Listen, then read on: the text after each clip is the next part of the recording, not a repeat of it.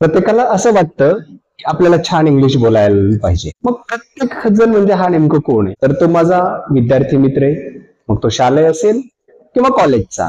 त्याचबरोबर competitive exam किंवा स्पर्धा परीक्षेची तयारी करणारा असेल किंवा कुठलीही प्रकारची प्रोफेशनल डिग्री घेऊन मल्टीनॅशनल कंपनीच्या इंटरव्ह्यूची किंवा जॉबची तयारी करणारा असेल. त्याचबरोबर माझे वर्किंग प्रोफेशनल बांधव सुद्धा असतील. टफ आहे का हो? अवघड आहे का? तर या ठिकाणी बघू शकता अशक्य आहे का इंग्रजी बोलता येणं? तर याचं उत्तर आहे नक्कीच नाही, अवघड नाही. मग नेमकं किती वेळ दिला पाहिजे? तर वेळ हा फक्त 50 लेक्चर्स, 50 लेक्चर्स. मग हे तुम्ही 25 दिवसात रोज 2 प्रमाणे संपू शकता किंवा 1 तास रोज. असं काय केलं पाहिजे? असं काय केलं पाहिजे की ज्याच्यामुळे इंग्लिश छान आणि फ्लुएंट बोलता येईल? तर त्यामध्ये पहिला पार्ट आहे 7 सब्जेक्ट्स. प्रत्येक वाक्यातला महत्वाचा पार्ट असतो तो 7 subjects. 9 WH words, 23 auxiliary verbs, 8 parts of speech आणि 12 टेन्स. यांच्या सोबतीला 100 असे वर्ड की जे रोजच्या वापरात येतात आणि ते मी स्वतः लिस्ट आउट केलेले आहेत. आणि हाच कोर्स 50 लेक्चर साठी बनवलेला आहे. त्या सगळ्या गोष्टी आपल्याला लर्न करायच्या. तर बघू शकता तुम्ही या ठिकाणी की इझी आहे का इंग्लिश? Yes of course. आता इथे ही सगळी एका शब्दाची काही वाक्य बघू शकता. Go, stop, wait, listen, speak, smile, relax, focus, breathe etcetera. त्याच्यानंतर choose, share, explain, teach, reflect, 1 word sentences आहेत तुमच्यासमोर. आता खरं तर या वाक्याला काय म्हणायचं? Affirmative imperative.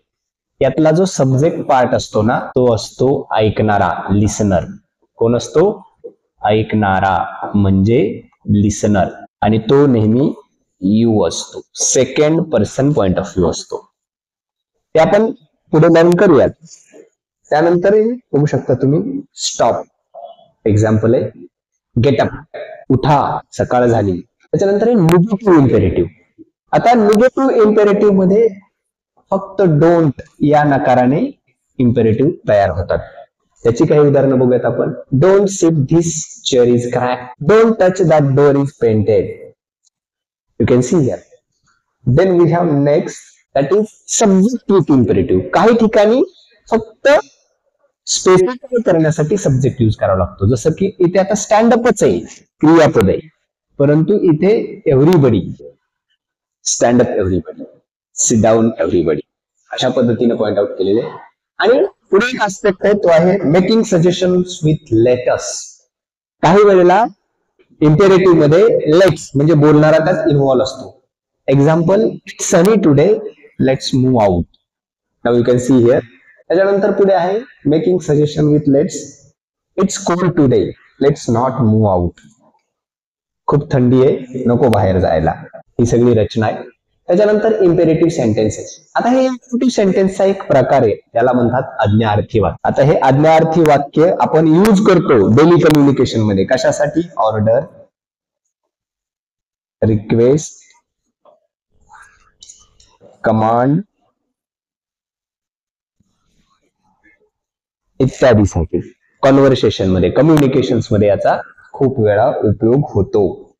आता ही आज्ञार्थी वाक्य कधी वापरली जातात? जेव्हा विनंती, सल्ला किंवा आदेश द्यायचा असतो तेव्हा आज्ञार्थी प्रकारची वाक्य वापरली जातात. यांना इम्पेरेटिव्ह सेंटेन्सेस असं इंग्लिश मध्ये म्हटलं जातं. त्याचे type affirmative imperative, negative imperative, subject with imperative आणि मेकिंग सजेशन्स विथ लेट. ही सगळी इम्पेरेटिव्ह टाईपची एक्झाम्पल्स आहेत.